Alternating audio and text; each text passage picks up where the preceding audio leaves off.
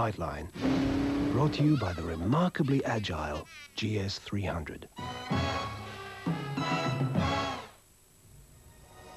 Reserve Bank lifts official rates again and borrowers feel the pain.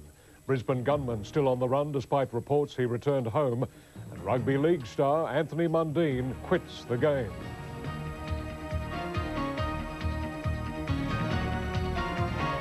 From National 9 News, this is Nightline with Jim Waley.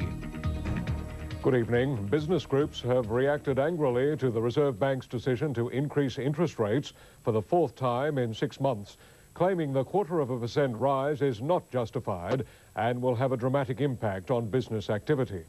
But financial markets say the increase won't be the last, and that's bad news for home buyers who've seen average monthly repayments increase by more than $100 since November. Laurie Wilson has our report. After the break, Australia becomes a copycat with its own cloned animals, and the trial begins over the Lockerbie bombing.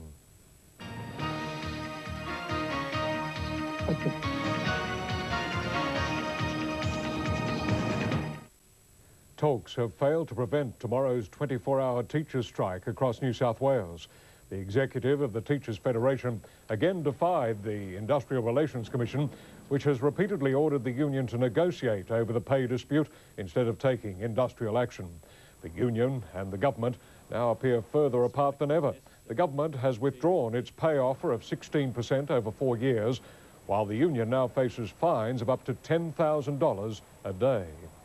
Pauline Hanson has launched a legal challenge against her $500,000 bill from the Queensland Electoral Commission. She's also challenging court rulings that deregistered her One Nation party. Ms Hanson, in tears just weeks ago and on the verge of bankruptcy, has since received more than $300,000 in donations from supporters. She says they've made it clear she can use the money in her best interests, either for legal costs or to pay the Electoral Commission. Australia was once at the forefront of agricultural innovation, the jump stump plough, the combine harvester. However, when it came to genetic research, other countries took the lead in the cloning of farmyard animals. Now that's changed, with the birth of a calf called Susie and a lamb named Matilda. In a moment, the latest sport, including an AFL star cleared of manhandling an umpire, and students from around the Pacific test run the Olympic Stadium.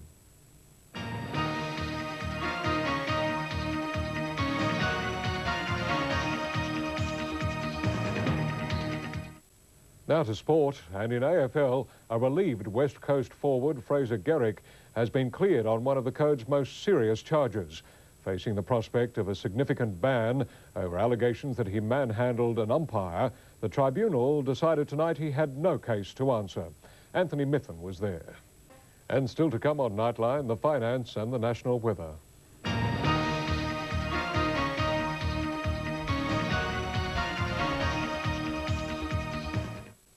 To finance news, and the Australian share market closed lower today thanks to the interest rate rise and weaker blue chips. The All Ords finished 22 points down.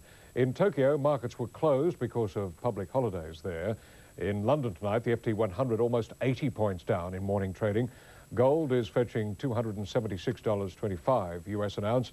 And in European trading tonight, the Australian dollar is buying 58.8 US cents, 65.9 euro cents, 64 yen and 37.7p.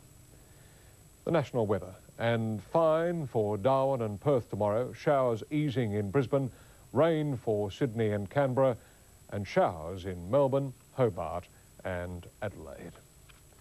That's the news this Wednesday night from all of us here at Nightline. Good night.